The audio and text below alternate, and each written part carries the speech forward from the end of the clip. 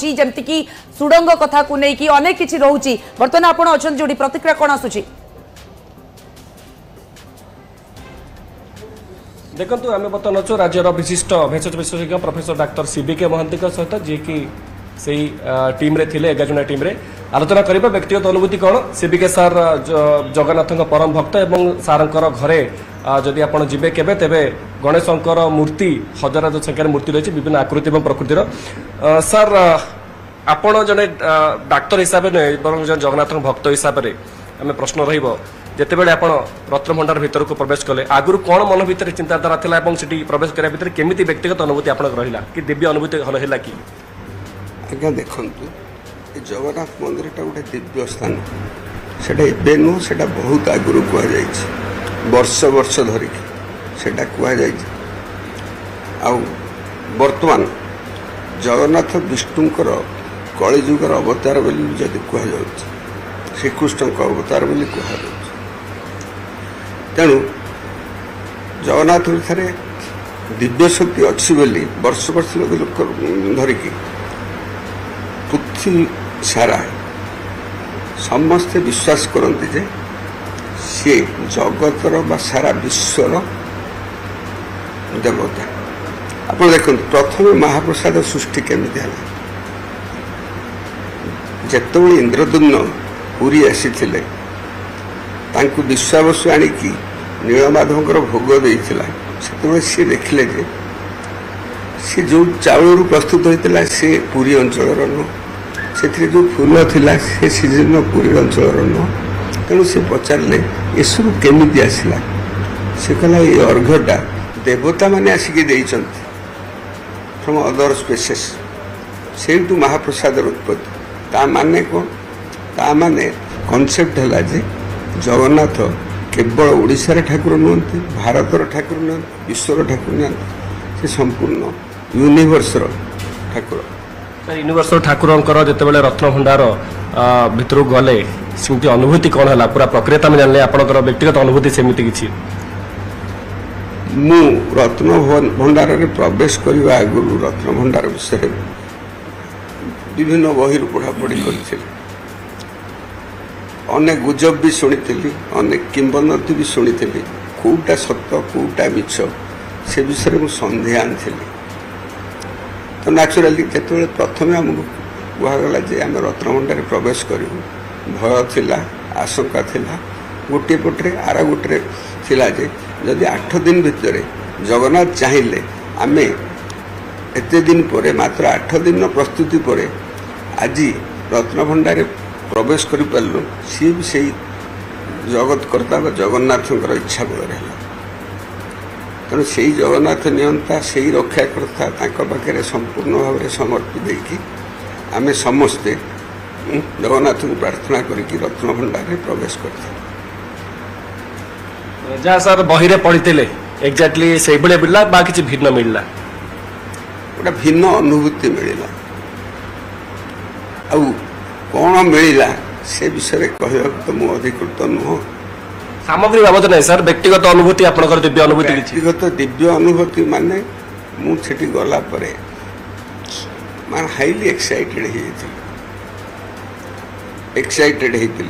भर गोटे अन्न किसी प्रकार लगी जमती सब जिन आउ जड़े किए नियंत्रण कर मनीषर नियंत्रण बाहर सर आप जड़े विज्ञान विशारद और डाक्तर पाखुरी कथा शुणवाटा गोटे निहाती शिहरण सृष्टि करुच्ची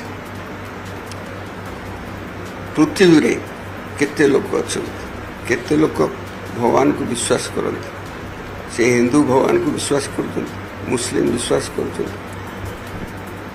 पारसी माने भी विश्वास कर क्रिश्चियन माने विश्वास समस्ते भगवान को विश्वास कर समस्ते पाखे भी साइंस अच्छी साइंस आ भगवत विश्वास बा रिलीजन क्वाइट डिफरेंट थिंग्स कथा आगे बढ़ेबा अनुभूति जहाँ अनुभूति विषय तो सब अनुभूति गुड़ाक एक्सप्रेस करें तेणु मु भी एक्सप्रेस करें निश्चय भाव किसी अन्य अनुभूति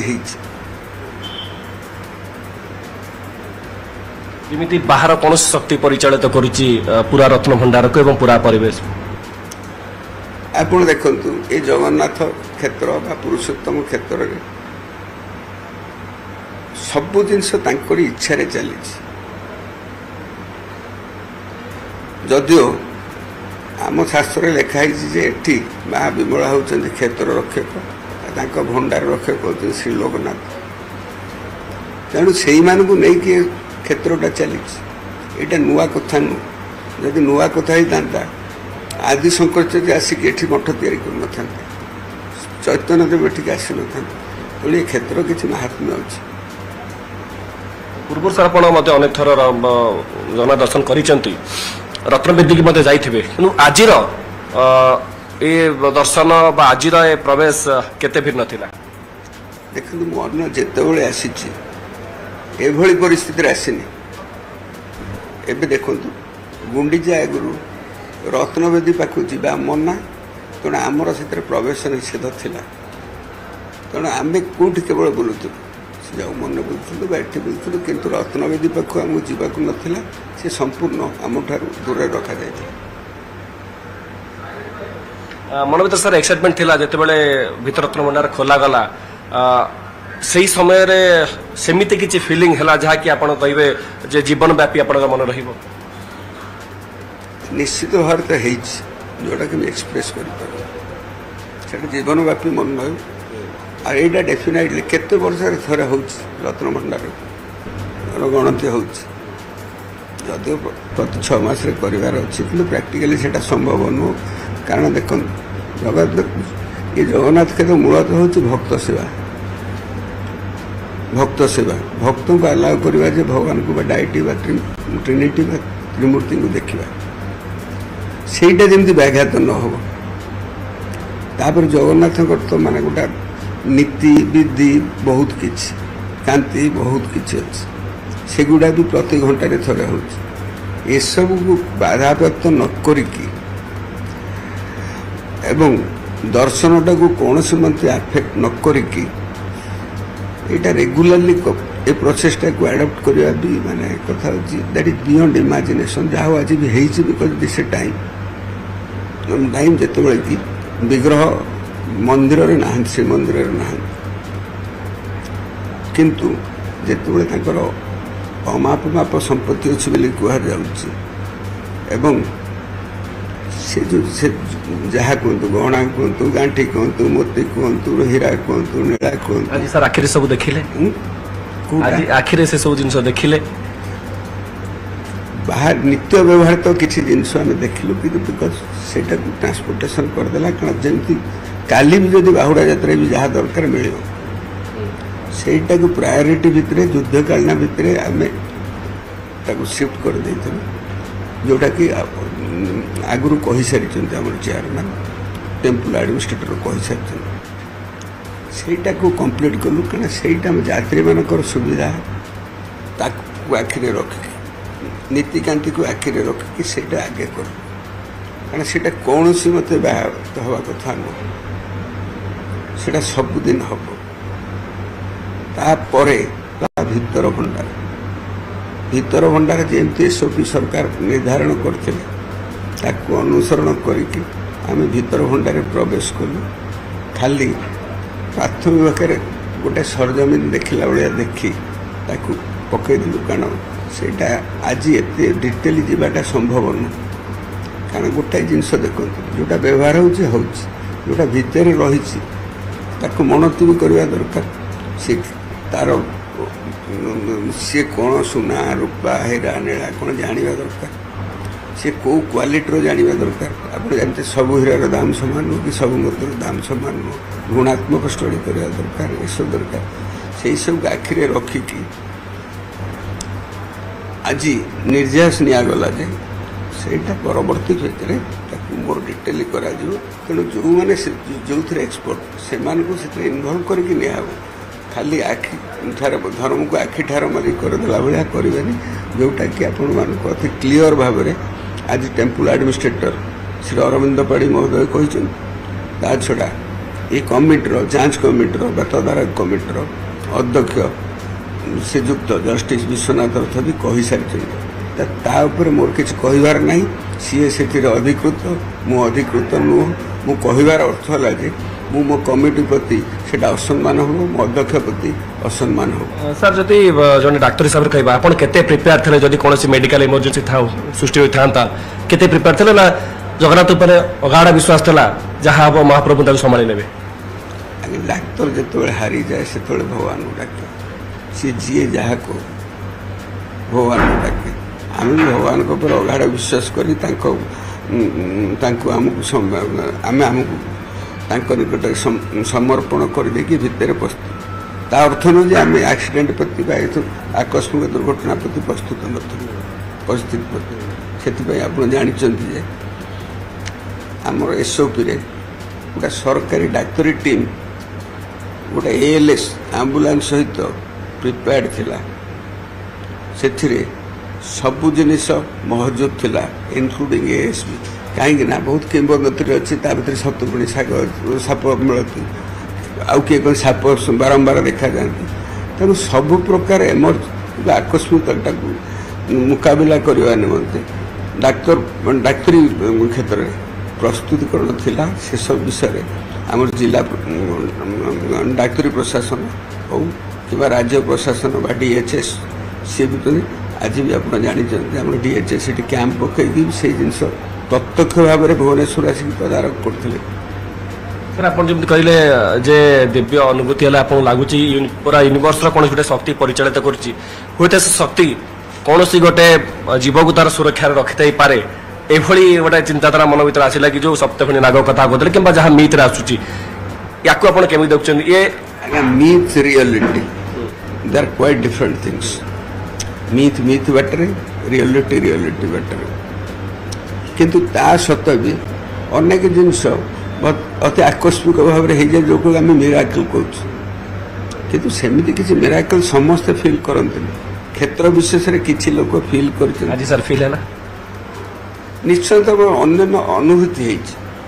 କିନ୍ତୁ ମିରାକଲ କ'ଣଟା ମୋ ପାଇଁ ମିରାକଲ? ଆମକୁ ଯାଇଛୁ ପୁରା ମିରାକଲ ନୁହଁ କି ଏଇ 8 ଦିନ ଭିତରେ ଏତିକି ବାଟ ଆଗେଇ ଯାଇକି ରତ୍ନ ଭଣ୍ଡାର ଖୋଲିବାଟା, ସେଇଟା କ'ଣ ମିରାକଲ ନୁହଁ? That is the miracle, that is the wishes of the Jagannath. Sir କଙ୍କଡ଼ା ବିଛା ଏବଂ ବଡ଼ ବଡ଼ ମୂଷାଙ୍କର ସେଠି ଉପସ୍ଥିତି ଥିବା କଥା କି ସେବାୟତ କହୁଥିଲେ, ସତ୍ୟତା ଅଛି ସାର୍? ଦିନ ବେଳେ ଆପଣଙ୍କ ଘରେ କେତେ କଙ୍କଡ଼ା ବିଛା ଏବଂ ମୂଷା ଦେଖନ୍ତି? এই প্রক্রিয়া তো দিন বেলা চালিଥିଲା। ତେଣୁ ସେ ବିଷୟରେ ମୁଁ କେମିତି କହିବି? ଯଦି ସାର୍ କୌଣସି ବିଷଧର ସାପ ଭବିଷ୍ୟତରେ ବାହାରନ୍ତି, ବିଷୟ ନ କରୁ ଯେମିତି ହଉ, ପ୍ରିପେୟାରନେସ୍ ଆପଣଙ୍କର କେମିତି ରହିଛି, ଡାକ୍ତର ଟିମ୍ର କେମିତି ରହିଛି? ନିଶ୍ଚୟ ଭାବରେ କଥା ସାପ କାମୁଡ଼ିବା ପାଇଁ କି ମେଡିକାଲ କ୍ଷେତ୍ରରେ ନିର୍ଦ୍ଦିଷ୍ଟ ଭାବରେ ପ୍ରୋଟୋକଲ ଅଛି। ସେଇ ଯୋଗୁଁ ମାନେ କଥା ପ୍ରଥମେ କ'ଣ କରିବେ ନା ତାକୁ କ୍ଷେତ୍ରରୁ ଅଲଗା କରିଦେବେ, ପ୍ରାଥମିକ ଚିକିତ୍ସା ଦେବେ, ଉଣ୍ଡ କେୟାର ଦେବେ ଏବଂ ଡିପେଣ୍ଡିଂ ଅନ୍ ଦି କଣ୍ଡିସନ ତାକୁ କରିବେ। ସବୁବେଳେ ଯେ ସାପ କାମୁଡ଼ାଟା ଯେ ଲାଗୁ ସେଇଭଳି ପରିବେଶରେ ଏଇ ଯୋଉ ସପ୍ତଫେଣି ନାଗର ଥିଓରି, ଏଇ ଯୋଉ ବଡ ବଡ ବିଷଧର ଜନ୍ତୁଙ୍କ ଥିଓରି ଲାଗୁଛି ପାରିପାର୍ଶ୍ୱିକ ସ୍ଥିତିରେ କି ସେମିତି ଥାଇପାରେ? ଶୁଣନ୍ତୁ, ସପ୍ତଫେଣି ନାଗ ବା କଥା ଗୋଟା ଜିନିଷ ଅଛି ଯେ ସାପ ଅତି ରେୟାରଲି ପଲିକେଫାଲିକ୍ ହେଇଥାଏ। ପଲିକେଫାଲିକ୍ ତାଙ୍କର ମଲ୍ଟିପୁଲ ଫ୍ୟାଙ୍କ୍ସ ଥାଏ। ଏମିତି କେତେ ଗୁଡ଼ାଏ ରିପୋର୍ଟ ହେଇଛନ୍ତି, ଆମର ବି ମାନେ ଭାରତରୁ ବି ରିପୋର୍ଟ ହେଇଛନ୍ତି, କିନ୍ତୁ ସେଇଟା ୱାନ୍ସ ଇନ୍ ବ୍ଲୁ ମୁନ୍। ତା ଅର୍ଥ ନୁହେଁ ଯେ ସେଇଟା ରେଗୁଲାରଲି ଏଠି ଅଛି, ସେଇଟା once in blue moon. Bharat ଦିମୁଣ୍ଡିଆ ସାପ ମିଳିଛନ୍ତି, ଆପଣ ଶୁଣିଛନ୍ତି, ସବୁ ଅଛି। କିନ୍ତୁ ସେସବୁକୁ କାହିଁକି ସେସବୁଟା ତଥାପି ପ୍ରାକ୍ଟିକାଲି ଦେଖିଲେ ସେଇଟା ମିଥ୍ ଆମେ କହିବା, କାରଣ rarity can't be taken as a commonness. Rarely ମାନେ ପଲିକେଫାଲିକ୍ ଅନେକ ମୁଣ୍ଡ ଥିବା ସାପ ଡିଟେକ୍ଟ ହେଇଛନ୍ତି, ଅଛନ୍ତି, କିନ୍ତୁ ସେଇଟା ରେଗୁଲାର ନୁହଁ। ସେଇଭଳି ଗୋଟେ ସପ୍ତ ଯଦି ରତ୍ନଭଣ୍ଡାର ସୁରକ୍ଷା ଦାୟିତ୍ୱରେ ମହାପ୍ରଭୁଙ୍କ ଦାୟିତ୍ୱ ରହିଥାଇ ପାରନ୍ତି, ଅବିଶ୍ୱାସ ଯୋଗ୍ୟ ବି ତାହା ନୁହେଁ। ଆଜ୍ଞା, ସବୁବେଳେ ଯେ ଆମେ ମିଥକୁ ବିଶ୍ୱାସ କରିବା ତାକୁ କେତେ ପ୍ରିପେୟାର୍ଡନେସ୍ର ବି ଗୋଟେ ସୀମା ଅଛି। Preparedness is based upon the common things, common occurrence. But one should keep in mind about the rare occurrence. କିନ୍ତୁ ରେୟାର ଅକରେନ୍ସ ପାଇଁ ସବୁ ଷ୍ଟେପ୍ ନେବେନି। ହଜାର ହଜାର ଲକ୍ଷ ଲକ୍ଷ ରୋଗ ଅଛି, କିନ୍ତୁ ପ୍ରତି ରୋଗ ପାଇଁ ଆମେ ପ୍ରିକସନ୍ ଦେବା, ସେଇଟା ନୁହଁ।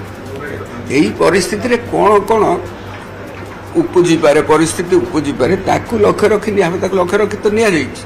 ସେ ବିଷୟରେ ଡିଟେଲ डिस्कसन विचार विमर्श सीडीएम गुड़ा स्पेशल टीम कर जहाँ जहाँ दरकार ये कौन अच्छी गोटे जिनस इनोवेशन भाई एक्सीडेंट कले इंजुरी हम गोटे क्लोज रूम भितर स्नेक बाइट कि इनसेक्ट सब रेडी होगा। शेष प्रश्न जो प्रेयर कले मंदिर भितर पहुँचा जो आप गले रत्नमठ भर प्रेयर कले कौन जगन्नाथ को कहले कि जगन्नाथ तुम कहले जे हमको जो दायित्व दि जाए तुम जो दायित्व देच ये दायित्व सी डिसाइड कर सरकार को माध्यम सी आमको जन ये डिसीजन संपत्ति केमती अच्छे गोटे डिटेल करके रख तेणु सी जो दायित्वटा देते से सुचारू रूप से संपादन करूँ से साहस दिंतु दंभ दिंतु बल दिंतु तेणु आम सक्सेसफुल हम प्रार्थना कला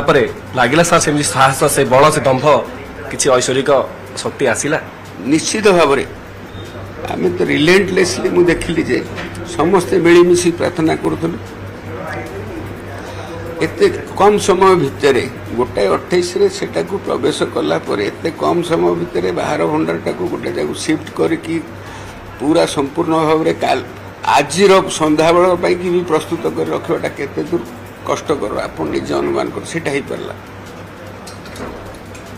तेणु सीटा जगन्नाथ इच्छा नथिले बहुत बहुत धन्यवाद प्रोफेसर डॉक्टर सीबीके महांती जे कि सविशेष भाव आमको सूचना देते रोम टांकुरी उठुची विभू जो कथा प्रोफेसर डॉक्टर महांती कहते आपन जदि स्टूडियो शुणुवे और जो दर्शक मैंने भी घर बसी आज न्यूज 18 ओडिया देखुं से सीबीके महांती को कथा शुणुवे ओडार प्रति व्यक्ति कोण अनुकोण रोचे जानते निहत शिहरण सृष्टि होउची कारण जड़े विज्ञान रे अति उच्च स्तर में पहुंचुवा तथा ओडिशार ना रखुवा विश्व में भारत में पाखु साइंस सहित साइंस बाबद आलोचना करवा सर आ गोटे बड़ कथा हूँ आप देश विदेश एत आड़े बुली आम ठाकुर भली ठाकुर अन्य को आड़े पाई ना आम ठाकुर समस्त अनन्य एवं सबुठ ऊर्धरे आज्ञा जहाँ कहतु ठाकुर माने गॉड गॉड इज वन तांको आमे जी जमी अनुमान कला जी जो फॉर्म भाविला से अनुसार देखिले तेणु समस्त ठाकुर अनन्य आम आम जगन्नाथ अनन्य जो सर रत्न भंडार को लेकिन जो आलोचना चली जे जराजीर्ण अवस्था अच्छी भांगी जीव जदि रिपेयर न होची से बड़ी सर फील है ना जी अच्छी कोलाप्सिंग कंडीशन है कि रिपेयर कले आउ लॉन्ग लास्टिंग से highly technical matters repair question आसो केतबेले safety must be maintained and how far we can repair that is highly technical matter related to civil engineering and structural engineering and जेहेतु यहाँ गोटे temple एत 100 वर्षर टेम्पलटा जार आर्कियोलॉजिकल इंपोर्टेंस अच्छी तेणु एएसआई ए विषय डिसाइड कर जो अवस्था अच्छी से रिपेयर हम कि डिमोलिश हम सेफ ना अनसेफ से सब इंजीनियरिंग डिपार्टमेंट करे मु डाक्तर मत पचारे मुझे कौन कहीपरि